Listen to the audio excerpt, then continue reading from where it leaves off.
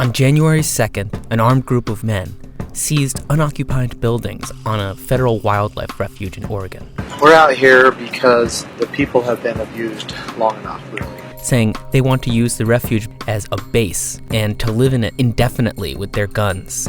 We need you to bring your arms, and we need you to come to the Malheur National Wildlife Refuge. We're prepared to be out here for as long as needs be. And donated snacks. Basically, they want the government to turn over federally owned land to local ranchers, loggers, and miners. But these aren't locals. In fact, that guy, Ammon Bundy, his father Cliven had a similar armed standoff with the government in 2014 over cattle grazing rights. I want to tell you one more thing I know about the Negro. And I've often wondered, are they better off as slaves, picking cotton, having family life and doing things, or are they better off under government subsidy? Now Bundy's sons are trying to promote the cause of two Oregon ranchers, Dwight and Stephen Hammond. They were convicted for arson in 2012 for setting fire to public land. They were sentenced for federal arson under a terrorism statute, which carries a mandatory minimum of 5 years. But the judge didn't impose that minimum, so the Hammonds have already been to prison and now are headed back after a federal judge intervened.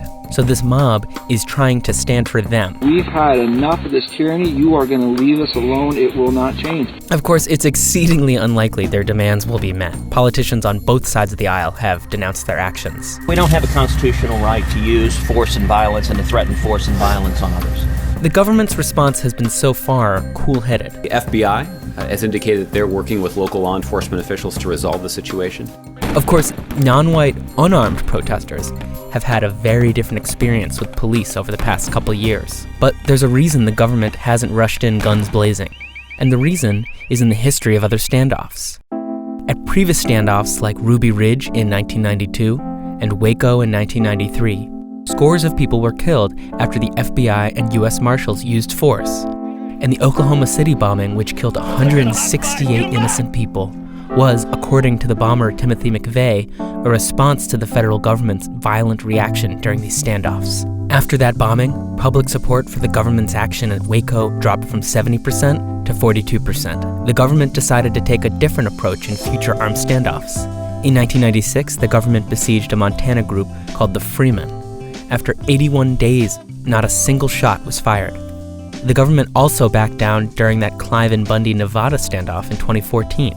In 2015, 1,137 people were killed in the U.S. by law enforcement. Let's hope it's fewer in 2016.